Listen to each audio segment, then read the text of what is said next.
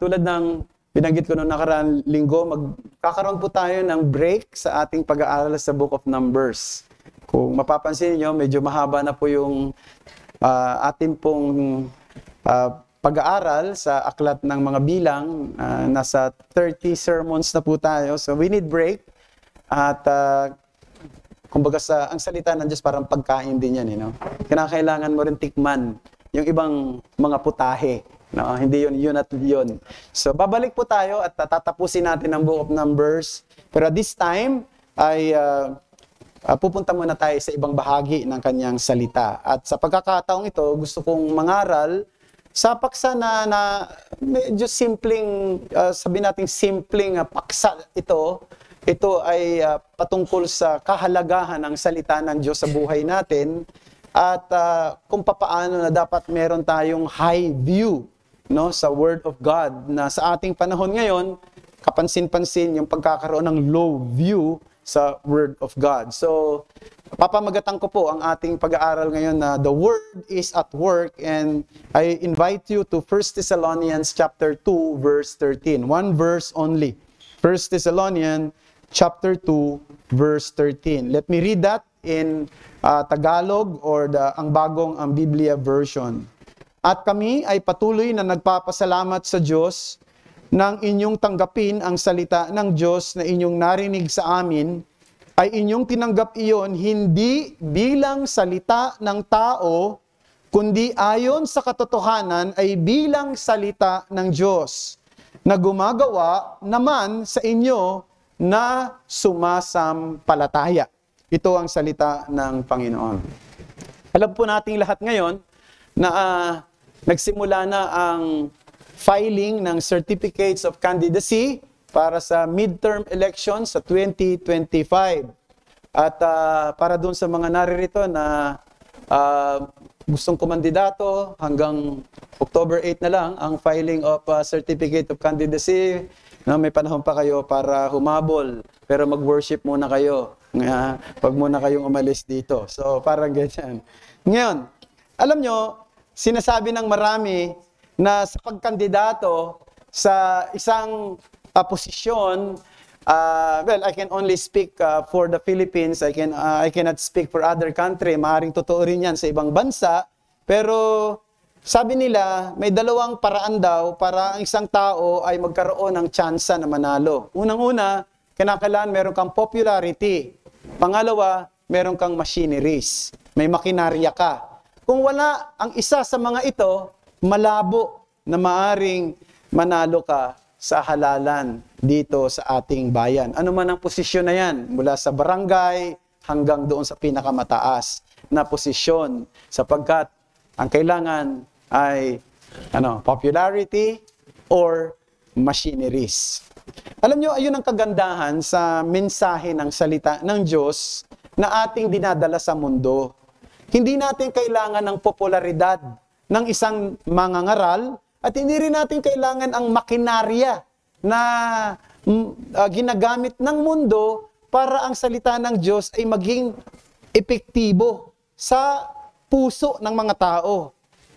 Kundi ang kailangan natin dito ay kapangyarihan ng Espiritu Santo. The effectiveness of our message does not depend on human power, personality, eloquence, but of the Holy Spirit. Na siyang may kapangyarihan na magbigay liwanag sa isipang madilim at magpabago ng isang puso na matigas sa harapan ng Diyos ayon sa kanyang nakapangyayaring kalooban.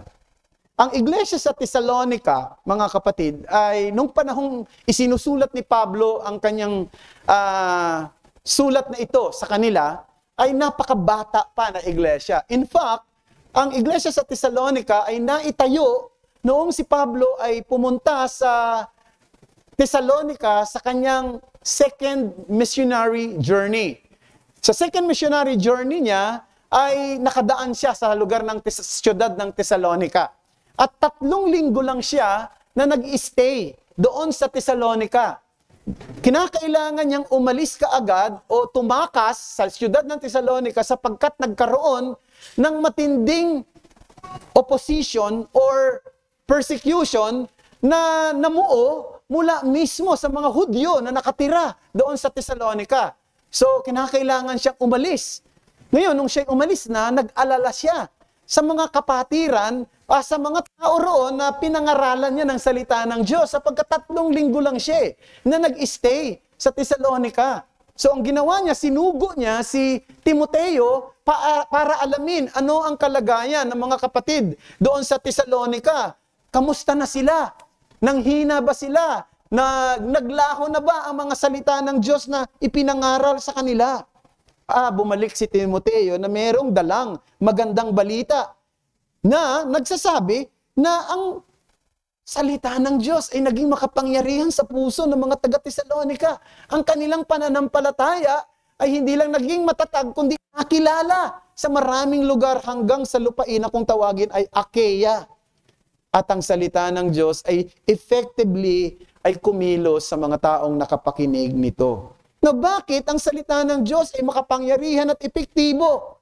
What makes it unique? Of course, it is unique. And I have 2 reasons for that na ibibigay ko sa inyo as my main heading.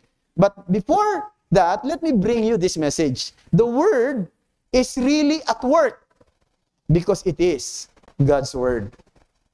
The Word is really at work because it is God's Word. Yan ang dapat nating tandaan.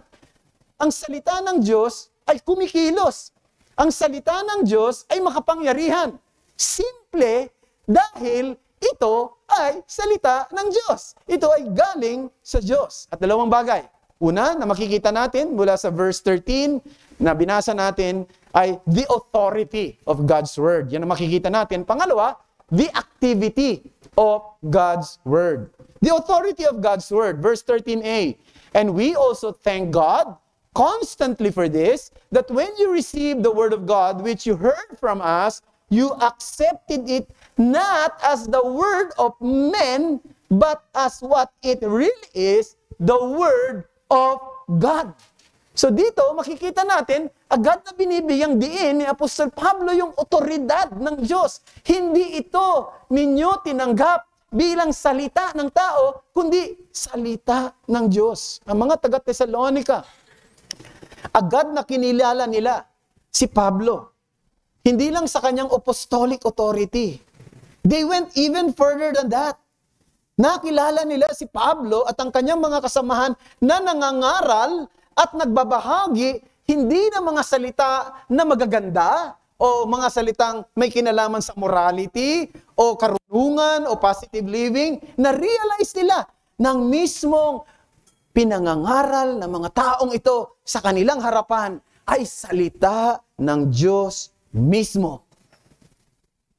So sinasabi nila na parang bagaman si Pablo ang nagsasalita, bagaman ang mga kasama ni Pablo ang nagsasalita, ang naririnig nila ay tinig ng Diyos.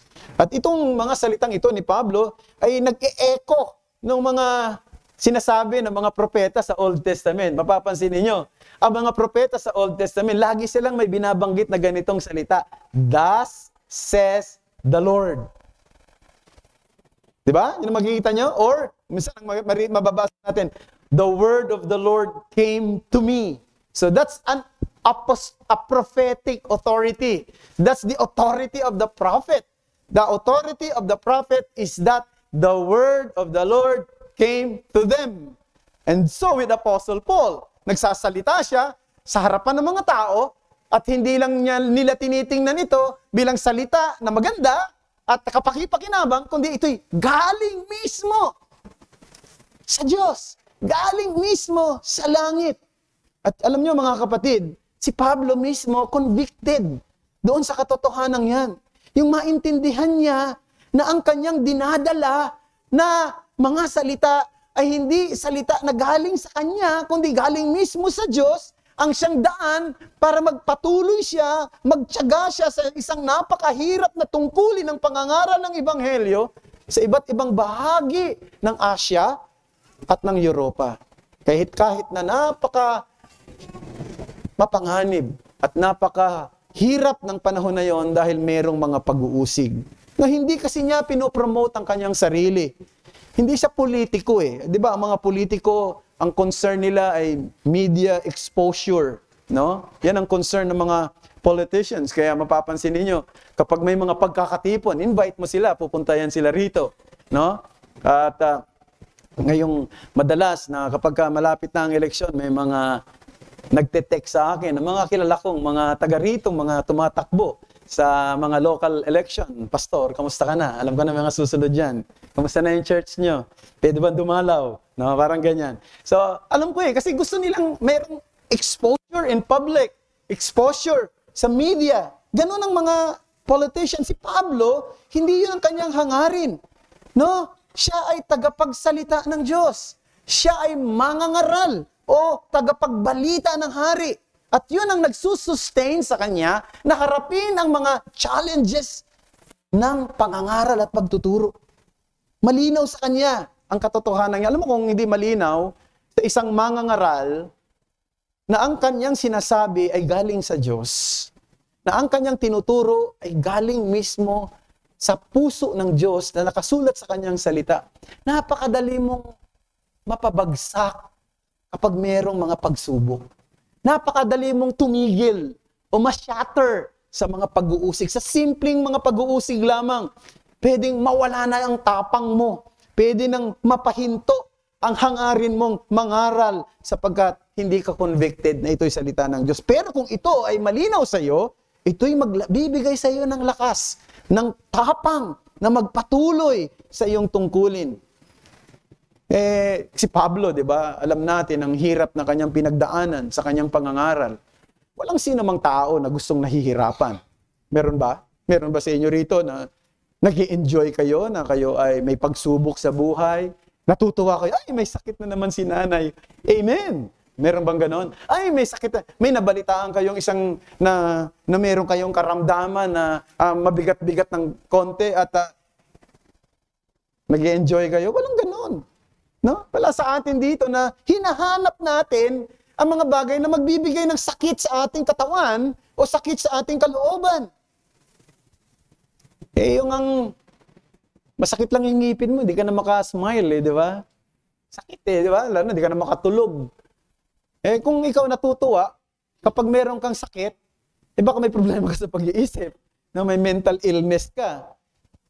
Alam ni Pablo yun na mahirap ang tungkuling ito, pero dahil nangingibabaw sa kanya, ang katotohanan siya'y mouthpiece ng Diyos, na ang kanyang dinadalang mensahe ay merong eternal significance, hindi ito temporal concern, ito ang siyang tumutulong sa kanya na malabanan, maging yung natural na hangaring umatras sa ganitong tungkulin ng pagtuturo ng salita ng Panginoon. Now, if I may digress briefly, brethren, we can draw a valuable lesson from Paul's life. Bilang Christians, remember this, we are called to sacrifice our personal desires for the sake of a greater truth and higher benefits. Let me underscore that.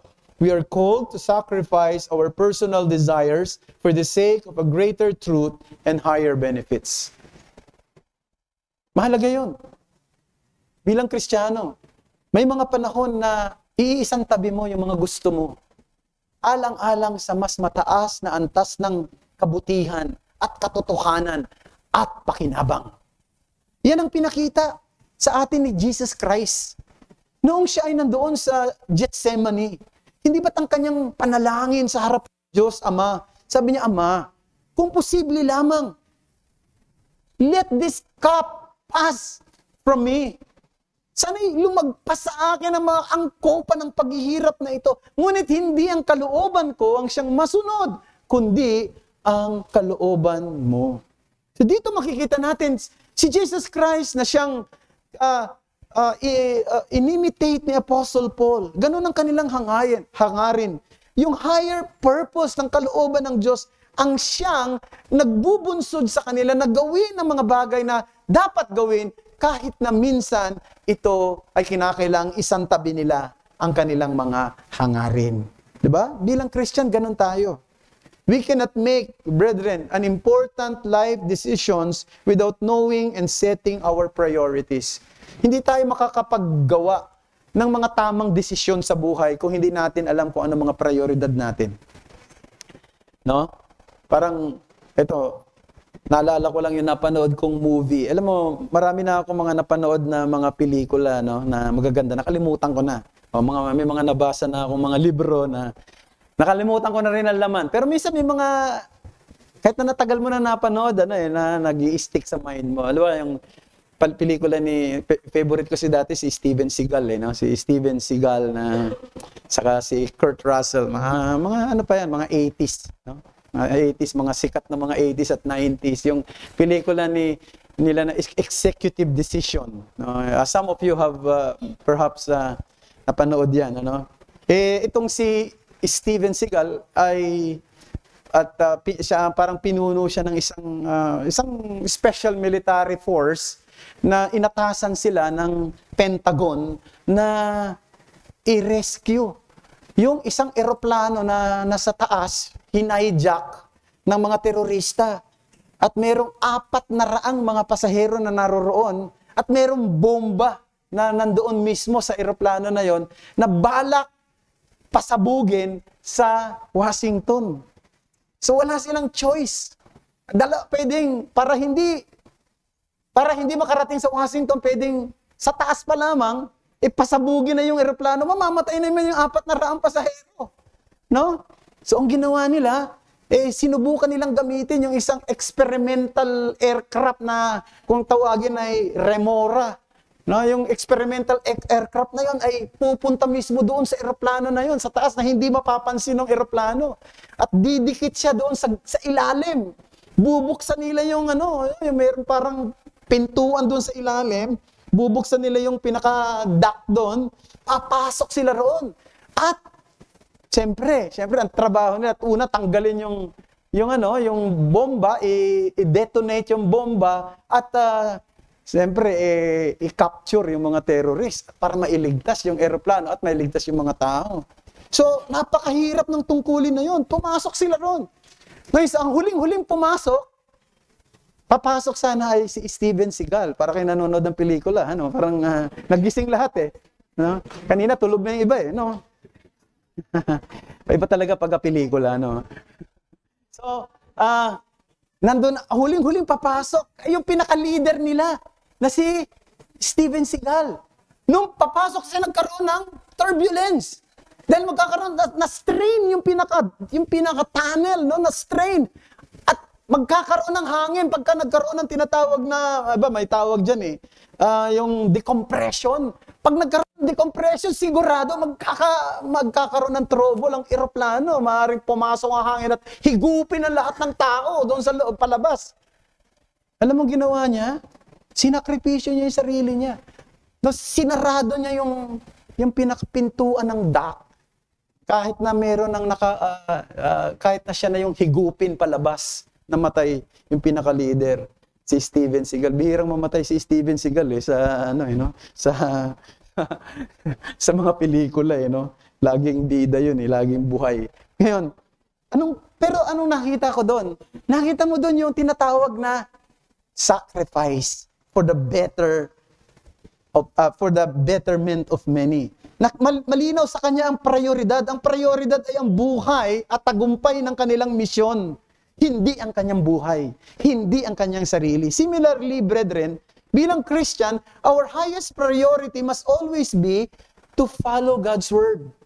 Because it is our ultimate authority. Just like that film na binabanggit ko sa inyo kanina.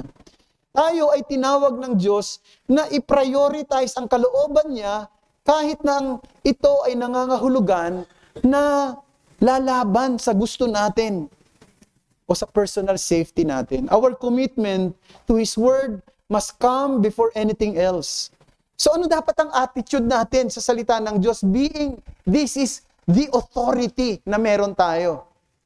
Anong attitude natin sa binabasa natin na salita ng Diyos? Anong attitude natin sa pinakikinggan natin kapag ipinangangaral ito? Dalawang bagay. Una, hear God's word. Be attentive to God's voice. No? Kapag ang salita ng Diyos ipinangangaral, huwag kang makipagkwentuhan. Huwag mo nang kahit na gustong-gusto mo nang sabihin yung mga naalala mong mga kwento at latest, huwag mo muna, kasi salita ng Diyos ang iyong pinakikinggan. Huwag kang maglaro sa cellphone mo ng games. Na hindi ko alam kung may naglalaro rito, pero paalala ko lang na baka mayroong naglalaro habang nangangaral ang salita ng Diyos. Hindi tama yun. Hindi pagkilala yung authority ng Diyos. Di ba? We have to hear God's word. And, you know, when we talk of hearing, we are also talking about understanding it. We should internalize it.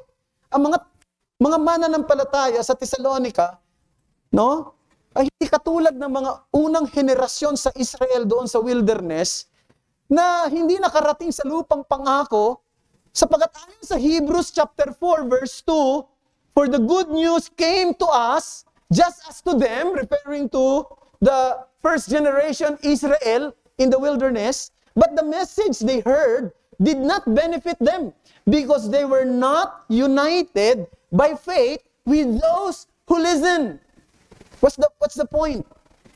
If you are not taking listening seriously, it is as if you're saying, you don't believe it.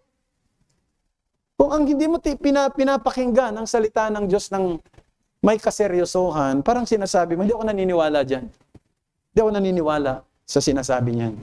So mga kapatid, because this is our authority, hear God's word. Not only that, heed God's word.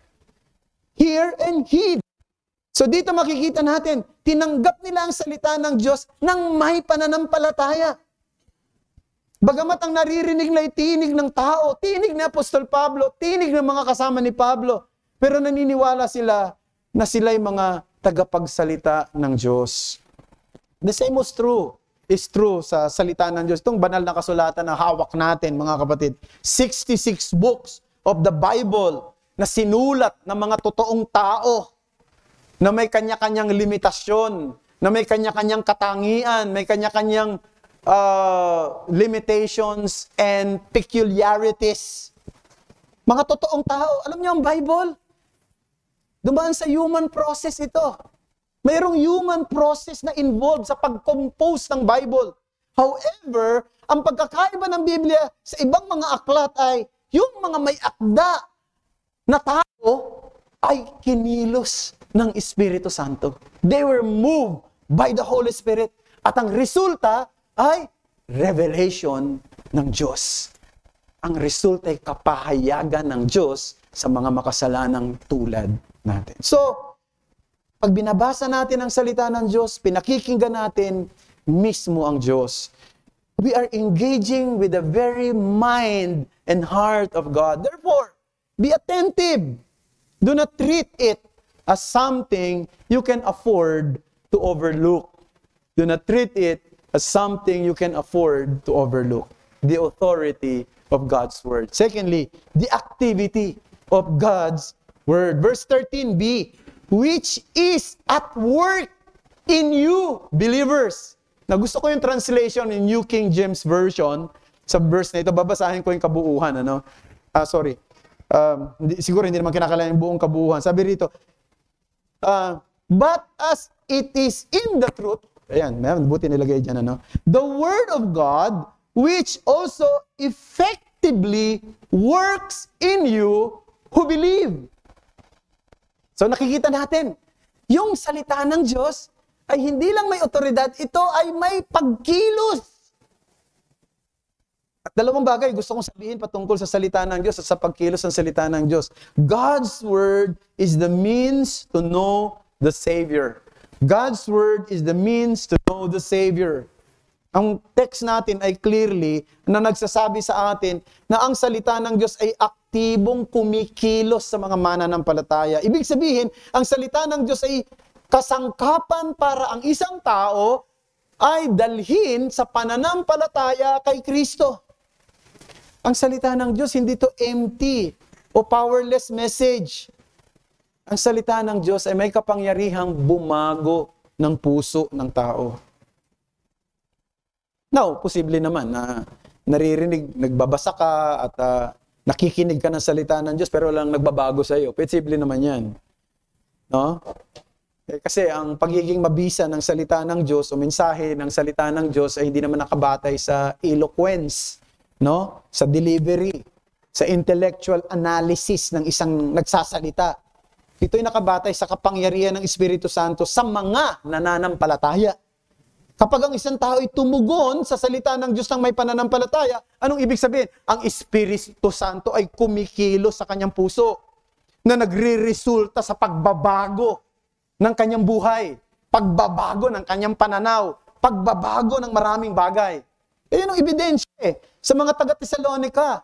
Matapos nilang mapakinggan at tanggapin ang ebanghelyo, ayon sa 1 Thessalonians chapter 1 verse 9, ang sabi doon, they turned away from idols and began serving the true and living God.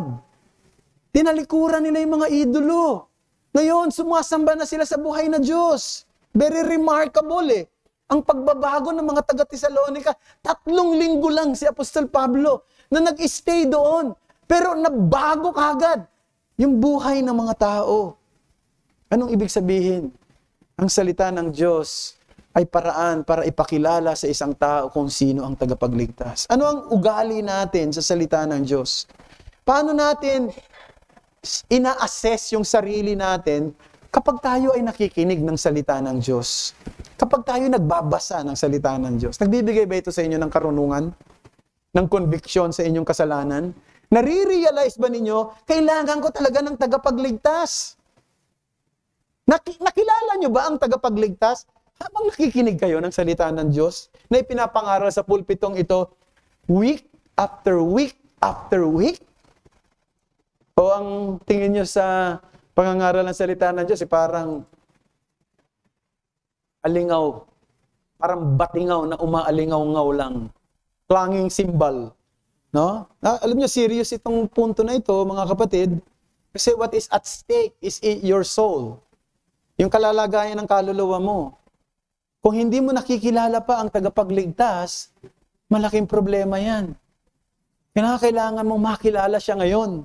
At ang paraan, pakinggan mo ng maigi ang salita ng Diyos. Seryosohin mo ito para makilala mo ng totoo ang tagapagligtas. Para makilala mo ang pangangailangan mo ng tagapagligtas. And I encourage you to examine your heart right now because 2 Corinthians 13:5 says, examine yourselves to see whether you are in the faith. Test yourselves, or do you not realize this about yourselves, that Jesus Christ is in you, unless indeed you fail to meet the test. So examine your heart right now.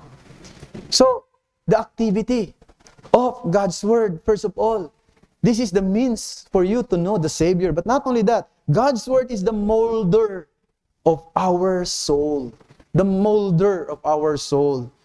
Nung sinabi ni Pablo rito, di ba, sabi niya, God's words effectively works in you who believe.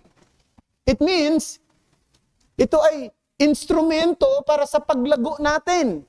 Instrumento para sa paghulma ng ating kaluluwa, ng pagkatao natin. Instrumento para tayo magprogreso sa pananampalataya natin. E paano ba hinuhulma ng salita ng Diyos ang ating kaluluwa? Paano nito pinalalago ang ating pananampalataya? Basahin natin ang Isaiah chapter 55 verses 10 to 11. Sabi ron, for as the rain and the snow come down from heaven, and do not return there, but water the earth, making it bring forth and sprout, giving seed to the sower and bread to the eater, so shall my word be that goes out from my mouth. It shall not return to me empty, but it shall accomplish that which I purpose, and shall succeed in the thing for which I sent it. So anong sabi ni Isaiah? Ang salita daw ng Diyos ay nagbibigay ng buhay, nagbibigay ng kalusugan, no, tulad ng ulan na galing sa taas, nagbibigay ng buhay, nagbibigay ng kalusugan, ng sustansya sa lupa upang tumubo ang mga halaman na mauuwi sa pagkain ng mga tao. So God's Word is the molder of our soul. God's Word makes God's people holy. John 17:17. Ang salita ng Diyos ay pwedeng magpabago ng isip upang maging tama ang desisyon natin at ito'y umaayon sa kalooban ng Diyos. Romans 12 verse 2. Psalms 19, 7 to 10. Ang sabi doon, God's word is, can revive our soul, can make wise simple, can enlighten the mind, and can give joy in our hearts. Tinutulungan tayo ng salita ng Diyos para magkaroon ng pag-iisip na laging nakatingin sa itaas at hindi lamang sa mga bagay na nasa baba. Yan ang salita ng Diyos. Merong isang nagpipintura ng bahay. Pinupinturahan niya, mataas na bahay, may second floor no? So naglagay siya ng ladder. Yan, nagpipintura siya. Nandun na siya sa tuktok, nagpipintura siya. Meron nga bata, mga maliliit na bata, na batang lalaki, naglalaro doon. Parang natural sa bata, ay, merong hagdan. Umakyat sa hagdan yung bata. No? Ngayon, nung makita ng nanay, nasa kalagitnaan na yung kanyang anak. So nagpapanik siya. Nung makita ito nung nagpipintura sa taas, nalaman niya yung bata nasa kalagitnaan na, sabi niya doon sa nanay, sinenya sa tahimik ka lang, huwag ka magpanik, huwag ka maingay. So, ginawa niya doon sa bata, sabi niya, anak, tingin ka lang sa akin. Habang umaakyat ka, sige, halika, akyat ka. Tingin ka lang sa akin, tingin ka lang. Tingin ka lang dito sa akin sa taas. At yung bata, tuloy-tuloy sa kanyang pag-akyat hanggang sa nakarating siya sa kamay nung lalaki.